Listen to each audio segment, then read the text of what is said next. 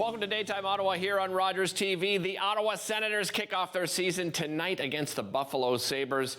I mean, if you're on Twitter, Sens fans are calling this the summer of Pierre. Everyone's excited. It's probably the most exciting offseason, as far as I'm concerned, as a fan that I've ever witnessed as an Ottawa Senators fan. And here to break it down for us, I'm joined by Kyle Bukauskas, ringside host for Sportsnet and Hockey Night in Canada. Welcome, Kyle. Great to have you here. Good to be on. I like this tradition here, a little chit-chat before the season gets rolling. It's nice to start the season this way. Absolutely. Well, let's start. I mean, there's a lot of excitement. I think the place I'd like to start, Kyle, is on defense, because there's still some question marks as far as a lot of people are concerned. I know Pierre Dorion is still probably, looking at some trade options out there. But when you look at this defense right now, what do you think of it so far?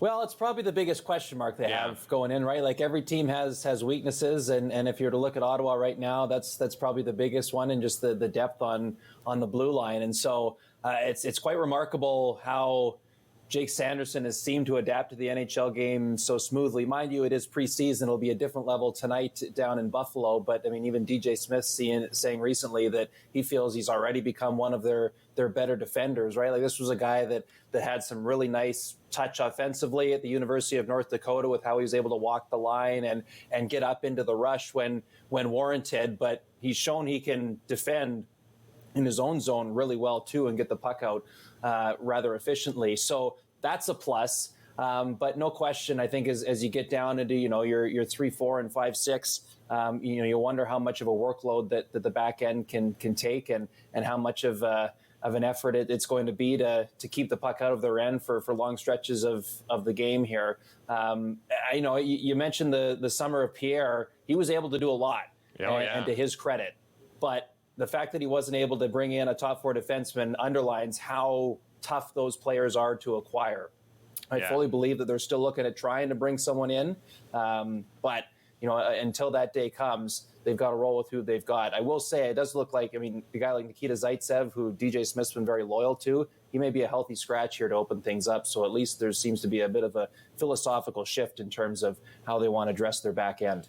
Well, let's change and look at the forward positions, because I think this is what everyone's most excited about. And one of the things that's really interesting is that DJ Smith decided to tinker a little bit, and he's going to be starting Josh Norris instead of Stützle in between Giroux and DeBrincat, and then you've got, of course, Stützle between Tkachuk and Batherson. What do you think about that decision, and what are you hearing from DJ Smith for the reasons behind it? Yeah, I just don't think he liked the chemistry and the spark that he was hoping to see with Stützle between Giroux and DeBrincat. It was remarkable to watch some of those last few games of preseason. You had to, remind yourself that DeBrincat and Giroux had only been playing together for 3-4 weeks after being in separate organizations for their entire careers to this point. The way they're able to find each other already is really encouraging if you're an Ottawa Senators fan. So, I thought, it gave them a bit of runway there through camp to try to find something. Eventually, he got to the point where the last few games, he wanted to make the switch there. He did that when they were out doing the 2 Hockeyville games out on the East Coast. I thought, Norris fit very well in between the 2 new guys, and Stützle obviously has a lot of familiarity with Brady and Drake. So, I got no problem with him starting the year that way, and he can always go back to it if he needs. The one thing of having Giroux on that on the wing of Stützle, if he starts to struggle in the faceoff dot, at least you've got Giroux to be able to come in and help him out. Brady's been good on the left side in that aspect, but if he really starts struggling in the dot, you wonder how the coaching staff goes about adjusting to try to combat it. Yeah, absolutely. And we can't forget about that third line. That third line has looked really exciting as well. Shane Pinto back, of course, from his injury. He's got Tyler Mott on one side and Joseph on the other. That's going to be an important component, right? Because people are going to look at that top 6 and those guys in the 7, 8, 9 spot. They could do some damage. Man, I got to tell you, Derick, I was shocked that Tyler Mott lasted as long as he did through free agency without being signed. I think it just goes to show about how tight teams are against the cap, because there's no question there's got to be at least 20, if not more, teams around the league that would love to have a Tyler Mott type player in their lineup right now. So good on the Ottawa Senators for landing him, because here's a guy, low maintenance, excellent penalty killer, and just plays with energy. I mean, I don't expect him to have massive numbers offensively, but just someone really reliable. Shane Pinto, to me, I thought was on the verge of a real breakout season last year coming into the NHL, and then he gets hurt and the shoulder doesn't allow him to keep going. He hasn't looked at all hesitant throughout preseason after going through the surgery and how much rehab it took for him to get right again. He's looked very good. He could be, a sneaky Calder candidate potentially for the Ottawa Senators here as we move forward. I think he's got the swagger and just no fear in believing that he is an NHL player. Yeah, agreed. Let's look at the coaching staff. DJ Smith, of course, head coach in particular. A lot of pressure on him, do you think, Kyle, in these first 20 games, getting off to a fast start? We've seen it the last 2 seasons. It's going to be important for this team.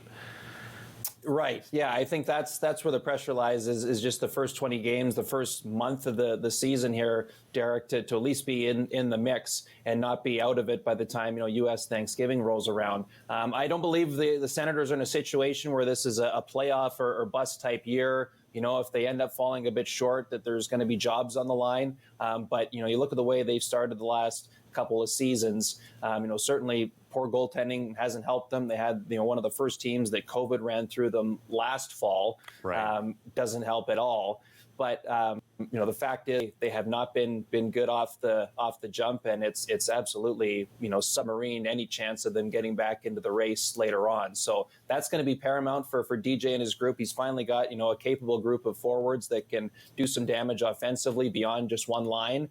And, it'll be up to him and the staff to put them in situations to succeed and be in a good spot, through the first 15, 20 games of the year.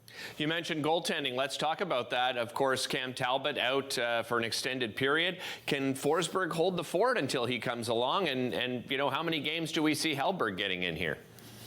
Yeah, well, the thing is, they don't have a lot of back-to-backs. I don't think their first is until maybe early December. Yeah. So the schedule does play out quite favorably for them in that sense, and that if they want to ride Forsberg for the first little while because Talbot's out, they can do that without really overtaxing him. I thought, he really came into his own last year. DJ Smith talked about, having a conversation with him, a guy that just, hey, don't need to worry about are you good enough to be an everyday NHL goalie like you are. Zach Burke, the goaltending coach, thinks the world of him and just how he prepares his teammates, want to play for him as opposed to just play in front of him. So I think they're in an okay spot that way. But, the problem is the bonus of having Talbot there as well. You've got a tandem, so if one guy goes through a bit of a cold spell, you've got the other one that you can lean on. So with him out here for, we'll see how long the rib injury takes to heal. And the problem with the rib injury as a goaltender, I mean, as you know, Derick, how often are you using your torso to move and react and stuff?